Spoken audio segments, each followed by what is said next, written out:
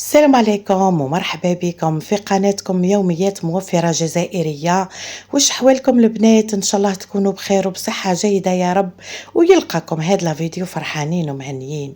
يوم جديد وفيديو جديد ان شاء الله يعجبكم وينال رضاكم. حبيباتي، اول حاجة نبدأ بالصلاة والسلام على سيدنا محمد وعلى آله وصحبه اجمعين، ونقول بسم الله الرحمن الرحيم. اول فيديو في قناتي الجديدة ان شاء الله يعجبكم وينال رضاكم. واستفتحنا اكيد بيوم المولد النبوي الشريف، وكل واحد وقناعاته حبيباتي، كاين اللي يحتفل وكاين اللي لا. المهم انا نحتفل به باشياء بسيطه جدا، يعني نتلموا انا والعائله تاعي الصغيره ونديروا اجواء بزاف بزاف مفرحه. المهم هنايا البنات كما تعرفوا باللي انا كنت فاكونس، وكي جيت لقيت الزوج الكريم شري له هادو المشتريات. هو صراحة كتبنا له في الماسنجر وهو شرى كل شيء. المهم لا علينا، شريت الرشدة، شريت البيض، الزيتون، يعني الأشياء اللي نحتاجها من المكسرات، حلوة الترك، الطون، الكاشير، باه نديرو العشاء ونديرو السهرة. أما الخضر حبيباتي والفواكه كما تشوفوا، عندنا التفاح والنكتارين، هذيك عندي العنب، شوية تاع طماطم، شوية زرودية وجريوات. اللفت لقيت لقى غير الحبيبات هادو الصغار، السلطة مع فقوسة والخيار، هادو هما حبيباتي. اما الشمعات يعني وصيته غير يجيب لي هادو الستة على قد الدار تاعي، يعني الشنابر في 3 والصالون والاول والكوزينة 6، اللهم بارك. انا من عاداتنا يعني نشعلوا في كل بيت الشمعة. ما حبيتش نشري المحاريق هذيك وكل شيء، وليداتي كبروا والصغيره تاعي تخاف من هذو الاشياء. اما اللحوم وصيته يجيب لي 5 افخاذ بهذا الشكل باه نديروا الطبق الرئيسي. وما حبيناش نكثروا يا البنات من الماكله، قلنا باه ناكلوا كما نقولوا الطبق الرئيسي الرشته، اللي بزاف بزاف توحشناها هكذاك، والله ما كلينا يا البنات. المهم لا علينا، ممكن من التعب ولا حاجه. كما تشوفوا حبيباتي، اول حاجه بديت نشوط في هادو الافخاذ تاع الدجاج، وتحت طلبات مشتركاتي في القنوات السابقه، يعني ديما يقولوا لي ورينا طريقتك في يعني تنظيف الدجاج. وحبيت المره هذه نصور لكم يعني تقريبا هو روتين حبيباتي، نصور لكم ادق التفاصيل. كاين بنياتي مبتدئات ومنهم بنتي حبيباتي، لهذا حبيت نصور لكم المقاطع هذا. شوفوا يا البنات، الكويزينير انا نديرها على شكل شاليمو، ونبدا نشوط في هادو الدجاج تاعي، بصح بحذر لانكم كون ما تحاذروش رواحكم تتحرقوا. يعني نحكي مع المبتدئات حبيباتي. وهنا بديت هكا نقي فيه ونقسم فيه. هنا الموس كان حافي يا البنات، عذبني. شفتيوا المقطع الاول يعني في الفخذ تاع الدجاج، انا ديما هذه الجهه العلويه نحيها، ما نشتيهاش يا البنات هذيك الصفوره تقعد في الدجاج تاعي. صراحه يطلع قلبي كي نشوفها يعني هكا طايبه في نص الماكله، ولا يحطها لي واحد مثلا انسان قدامي وهي كيما هكاك ما نقدرش ناكل صراحه. كاين اللي يقول لك مثلا نخليوه هكا باه يقعد الكويس شغل محكوم، حاكم روحه. انا في طبيعتي نحيه عادي، وكي يقعد هذاك العظم نورمال عادي جدا نغلفه بالالومنيوم ويجي مغطي ويجي باهي في النظره. المهم ما نطيبش هذيك الحاجه الصفراء ونشوفها قدامي محطوطه في الطبسي. المهم لا علينا، كما شفتوني يعني حبيت ندير غير افخاذ كاملين، وهذاك الكركاس درته وحده. شوفوا يا البنات، انا طبيعتي نغسل الدجاج حتى يصفى لي الماء كما تشوفوا. يعني اول مره نحكو مليح مليح بالملح، وبعدها نزيد نشلو المره الاولى والثانيه والثالثه حتى نشوف الماء صافي كيما هكا. وفي الاخير ندير له الخل ونخليه 5 دقائق ونعاود نشله ونحطوه يقدر حبيباتي. هذه هي طريقتي. وهنا توجهت للسلطه حبيباتي. حطيت الروز يطيب مع شويه تاع الملح. غسلت السلطه يعني الزروديه والخيار والحشيش، حطيتهم يعني اكوطي في الثلاجه باه يبردولي. وزدت رجعت هنا وجدت البصل واللفت والقرعه ولا جريوات باه نطيب الرشته تاعي. وهنا الروز حبيباتي بعد ما طاب لي صفيته وزدت شللته مليح مليح تحت العين، وبعدها خليته يقدر هكذا باه يجينا مزربع ويجينا بنين في الماسيدوان. المهم هنا رجعت للمايونيز. دائما نشاركه معاكم، ومع انه يعني القناة جديدة لازم نعاود لكم الوصفات هكذا باه تلقاوهم مرة أخرى كي تحاولوا يعني تطبقوا أي وصفة من وصفاتي. هنا حبيباتي حطيت حبة بيض، يعني جبتها من الثلاجة ديريكت، ما خليتهاش مثلا تولي بحرارة الغرفة ولا. أنا هذه هي طريقتي. حطيت فص تاع توم، شوية ملح وشوية فلفل أسود، كما نقولوا رحيت هذاك الفص تاع الثوم هو الأول مع البيض، وبعدها بديت نحط في الزيت تدريجيا حتى تقلي بهذا الشكل. كنت قادرة نزيد نخليه حتى يتقال ويتماسك بزاف، بصح انا نحبه في الماسيدوان كيما هكا. دركا فرغته في العلبة وخبيته في الثلاجة. وجا وقت الغدا حبيباتي درت غير بطاطا مقلية يعني لينا حنايا، قلت لأنه العشاء راحين نديرو الرشتة. كما تشوفوا قليت البطاطا، حطيت الزيت يسخن وبعدها حطيت البطاطا والقرن تاع الحار، وزدت حطيت فصوصة تاع الثوم. يعني كي رحت لعند الأم تاعي ربي يحفظها كانت كي تقلي البطاطا ولا نقلي البطاطا عندها تقول لي حطي فصيصة تاع الثوم باه تطلق لنا هذيك الريحة. وصح تجي البطاطا المقلية فيها ريحة ما شاء الله. ومام هذاك الثوم كي يتقلى كي تجي تاكله يمدلك واحد لوغو ما شاء الله عليه. المهم هذه هي الكمية تاع البطاطا. قليت الحار وزدت حطيت شوية تاع الكاشير والمايونيز، والكسرة جبتها من المجمد اللي كنت خبزتها قبل ما نروح، لقيت شوية هيا قلت نكملهم قبل ما نشري السميد ونبدأ في الخبز تاع يعني الكسرة الجديدة. المهم تغدينا والحمد لله، ريحنا شوية أنا وبنيتي وبعدها دخلنا المطبخ. هي حكمت السهرة وأنا حكمت العشاء لنهار اليوم. أول حاجة بديت بها هي الماسيدوان. شوفوا يا البنات هذا الماسيدوان خفيف ظريف وسريع ويجي بزاف بزاف بنين وهكا يمدلك واحد النشاط والحيوية مع هذه السخانة. الروز تاعي فرغته، الطون، الكاشير، المايس، حبة زرودية كبيرة ربيتها في الخشين يا البنات مع هكذاك واحد الربع تاع حبة تاع خيار حبيباتي قطعته هكا رقيق مع دوائر من الزيتون. وتشوفوا هكذا نخلط فيهم مليح مليح مليح ونفتح في هذاك الطون باه يطلق لي البنة في جميع يعني الخضر اللي حطيتها ولا المقادير اللي حطيتها. ورجعت هنا حطيت المايونيز حبيبتي. ها كل ما تخليه في الثلاجة كل ما يزيد يتماسك وجاء بزاف بزاف بنين. انا المايونيز يا البنات ما نعجزلوش خلاه في دقيقة نخدمه. المهم هنا شفت الكمية ماهيش بزاف، زدت عاودت حطيت شوية تاع مايونيز وكان هالمصيدوات تاعنا واجد. وبهذا الشكل يعني في وقفة. أنا نحب دائما الوصفات السهلة والسريعة اللي ما تحكمليش وقت وما تديليش الجهد، فهمتوني حبيباتي. وهنا حبيباتي جيت هنا نقلي الدجاج للرشتة، وبنتي من الجهة الثانية راهي تحمص في السميد باه دير الطمينة. درنا زوج أنواع مع ميني كنافة حبت تديرهم حبيباتي. قلت لها هي تعلمي ماذا بيا نحطوا طاولة مميزة.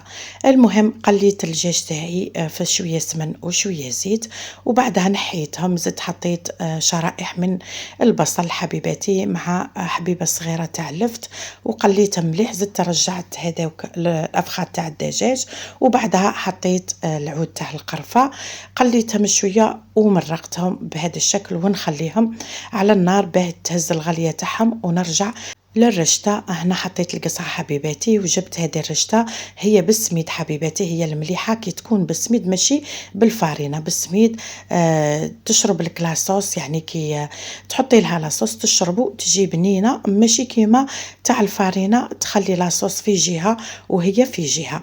المهم جبت كيما قلت لكم القصعة تاعي وفتحتها بهذا الشكل، يعني حاولت نفتحها مليح مليح، لقيتها ناشفة، زدت حطيت لها شوية زيت وبديت هكا ندخل في الكمية تاع الزيت، وبعدها نحطها يعني تفور بعد ما تكون القدرة تاعي هزت الغلية. وهنا حبيباتي بنتي ذوبت كاس الزبدة مع كاس تاع عسل، وحطت شوية حلوة الترك وبدات تخلط فيهم هكا. هذه الطمينة تاع الجزائريات حبيباتي، يعني تاع العاصمة، طمينة عاصمية. نورمالمون شافتها عند الشيف غانو، يعني هزتها من عندهم، حنا ماشي من ثقافتنا صراحة، حنا عندنا الطمينة البيضة تاعنا ودرك نشاركها معاكم. خلطتها بالميكسر براء مليح مليح حبيباتي، ودرك نكمل معاكم الخطوات. في هذا الوقت يعني هزت الغلية القدرة تاعي، حطيت الرشدة تفور ورجعت لعند بنتي. هنايا لقيتها ضربت هذاك ولا ميكسات هذاك الخليط مليح مليح، وحطت السميد اللي قليته، يعني السميد متوسط، وخليته يعني غطيته خليته حتى الوقت التزيين. هنا حبيبتي الطمينة البيضاء كيفاه نديروها، يعني هذه لاغوسيت تاع مرت خالي، ربي يحفظها، ونقول لها من هذا المنبر شكرا جزيلا، وجات بزاف بزاف بنينه. المهم قلت لها وش الطريقه تاعك، لانها يقولوا عليها بزاف بزاف بنينه، انا ما ذقتهاش بصح دائما يشكروا في الطمينه تاعها. وحتى تخالتي حبيبتي بزاف بزاف بنينه، حتى هي يعني تخالتي نعرفها بزاف بزاف بنينه. والمرة هذه كي روحت لعندهم كليتها يعني من يديها عند خالي، كي رحنا ضايفنا دارتها الخالي وكليتها بزاف بزاف بنينة. حطت السميد الرطب في المقلة وبدات تحرك فيها على نار قليلة يا البنات، وما تنحيش يدها خلاص من التحريك، يعني حتى تطلع الفوارة. هي يعني قالت لي مرت خالي حتى تشوفوها طلعت الفوارة ولا الدخانة هذيك تاع السميد، لازم تقعد بيضة، السميد يقعد ابيض ما يوليش احمر كيما الطمينة العاصمية حبيباتي. وبعدها تنحيها من المقلة وتخليها تبرد تماما. واصلا كي تذوقي السميد تلقايه يتقرمش كيما هكا وهو ابيض. المهم لا علينا، قليته خليته يبرد، وبعدها رجعت للرشته تاعي، زدت نحيت الدجاج، ميكسيت هذاك البصل واللفت حبيباتي، وبعدها زدت عاودت رجعت الفخاد تاع الدجاج، حطيت العود تاع القرفه، الملح والفلفل الاسود، وخليتهم يتغالاو. وهنا الرشته تاعي بعد ما شربت هذاك لاصوص اللي مرقتها به، هيا زدت حطيتها تفور مره واحده اخرى. وهنا رجعت للكنافه يا البنات، هنا حكمت مقدار، ها هو السميد يا البنات، شوفوا كيفاه يقعد ابيض. هنا الكنافه حكمت مقدار رحاته في الروبو هذا الاشوار حبيباتي، وزادت له سكر قلاسي، خلطتهم مع بعضها. حكمت المكسرات، كان عندنا شويه جوز وشويه كاوكاو، هاي خلطتهم مع بعضهم ورحاتهم. ذوبت شويه تاع الزبده وبدات هكذا يعني تحط دخل هذيك الزبده في الكنافه والسكر قلاس حبيباتي مليح مليح حتى يتبسوا، وبعدها تشكلها يعني حاجه سهله وخفيفه وظريفه وبزاف بزاف بنينه. هنا دهنت هادو ليمول بالزبده عادي جدا، وبدات تسطح في الكنافه تاعنا. هنا راهي ما تشوفش، انا اللي قاعده نشوف ونقولها حصري يدك هاك زيدي هاك باه يشوفوا تطاواتك. المهم حطت كمية من الكنافة، وبعدها زادت حطت شوية تاع المكسرات اللي حطت لهم شوية تاع الزهر عما أظن، وبالك السكرة الله أعلم اسمها. أنا هادو الخطوات قاعدة نصور غير لقطات فقط، يعني ما وقفتش عليها من الأول. المهم لا علينا، حطت كمية وزادت حطت كمية من الفوق من الكنافة بهذا الشكل، وتضغط حبيبتي به الشكل تاعها يقعد مليح. وكي تقلبهم يتقلبوا لها عادي جدا. هذا هو حبيباتي. المهم تكمل الكمية كاملة ونرجع من بعد نوريها لكم. هنا الفورة الأولى حبيباتي ولا الثانية تخلطوا لي المقاطع. المهم لا علينا، حطينا هنايا شويه تاع لاصوص. انا نمرقها طول باللاصوص حبيباتي، ما نحبش نحط لها الماء، يعني طول نديرها باللاصوص تاعها باه تجي بنينه. ندخل هذاك لاصوص مليح مليح في الرشته تاعنا ونخليها تتشرب حبيباتي. ورجعت هنا للافخاذ تاع الدجاج كما تشوفوا، حطيتهم في السنيوه، دهنتهم من الفوق غير بالزبده، وحطيت لهم شويه تاع لاصوص من تحت باه كي يتحمروا طريين يا البنات ما ييبسوش. وبعدها بنتي كملت الكميه كامله تاع الكنافه. جات هذه هي الكميه ما شاء الله. وبعدها بدات تحط من الفوق شويه تاع سمن للبنه. دخلناهم للفرن تحمروا لنا من تحت. كي يعني شفنا باللي الجوانب تاعهم تحمروا، زادت شعلت من الفوق شويه فقط وخرجتهم. وبعد دارت لهم الشربات حبيباتي، ماشي العسل، شربات. هي دارت نص كوب تاع سكر مع كوب تاع ماء، خليتهم 10 دقائق تغاليو، ورونديلا تاع قارص وكان واجد. المهم شربتهم وحطوتهم يبردوا باه نقلبوهم من بعد ويجيونا ساهلين. اما الطمينه البيضاء حبيباتي، جابت الزبده خلطتها مع السكر غلاس مليح مليح مليح، شويه لافاني حتى تولي كيما الكريمه، يعني تولي هذيك الزبده بيضه مليح مليح وتجي طالعه وخفيفه. بعدها حطت كوب من المكسرات الكاوكاو والجوز حبيباتي وخلطتها مليح. وبعدها زادت حطت ربع ملاعق تاع عسل عادي المرجان ولا. المهم كانوا الملاعق تاعنا صغار على بها حطينا 4، يا نورمالمون 2 فقط كيما قالت لي مرت خالي. وبعدها خلطتها مليح ورجعت هنا تحط في السميد حبيباتي. هي هنا 2 كوب، يعني الكوب الاول كيما قالت لي مرت خالي حطيه ديريكت، والكوب الثاني حطيه تدريجيا. وبدات حبيباتي كما تشوفوا تدخل فيها مليح مليح هذاك الخليط باه تجينا طريه وتجينا ما شاء الله. نسيت حبيباتي كي حطينا الكاوكاو زدنا حطينا علبه من حلوه الترك، هذه باه تجيكم كيما هكا. هي الطمينه البيضاء لازم تتحط لها المكسرات وحلوه الترك باه تجيكم بزاف بزاف بنينه. المهم هنا شكلتها بنتي على يعني شكل الصحن وقالت لي زينيها انتي، ومنها تتعلم. هنا راني قاعده نزين فيها وهي دير في فيديو باش تتعلم مره اخرى، قالت لي نديرها وحدي. المهم حبيت نصور لكم كيفاه ندير الشكل هذا اللي يجي بزاف بزاف بنين. هي نورمالمون بالك اسمه عش النحله هكذا. المهم لا علينا، درك تشوفوا الشكل، كاين اللي يعرفوا كاين اللي اول مره يشوفوا. هيا نتعلموا مع بعضنا. المهم شفتوا الموس يا البنات نديروا على جويه الربعه في هذاك المربع. هنا حبيباتي فضيت، شوفوا كيفاه جات بزاف بزاف شابه في النظره. وبعدها شكلت هكا بصبعي باه تجي كيما الورده وتجينا شكل باهي. هنا حبيباتي بدات بنتي تحط في الحبيبات، بنتي الصغيره قالت لكم شكلها بزاف رائع. ما تنسونيش بالجيم وبتعليق ايجابي ولو بابتسامه حبيباتي. وشكرا جزيلا على دعمكم، وشكرا جزيلا على وقوفكم معايا، وشكرا جزيلا لانكم تفهمتوا الوضع تاعي، وشكرا جزيلا على كلامكم الطيب اللي اكرمتوني به حبيباتي. فرحت بالبزاف، حتى ساعات تعليقات والله غير تبكوني حبيباتي. هذه الطمينه العاصميه حبيباتي زينتها بنتي بهذا الشكل. والكنافه بعد ما قلبناها حبيباتي زاد درت لها خطوط من شوكولاتة الطلي حبيباتي وزينتها بهذا الشكل وجاو بزاف بزاف بنان.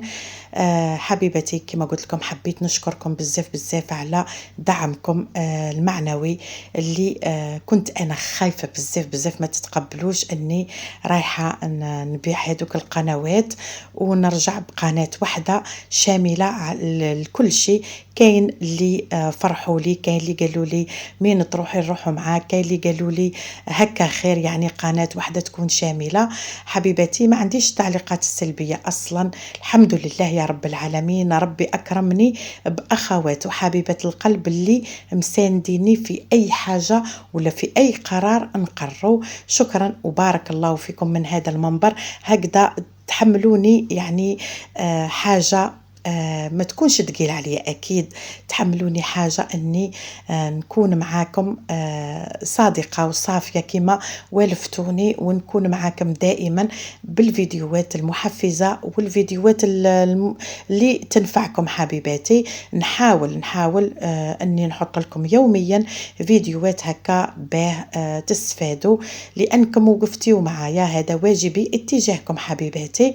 ولا ما قدرتش على الأقل يوم على يوم، المهم الأيام تتحدث.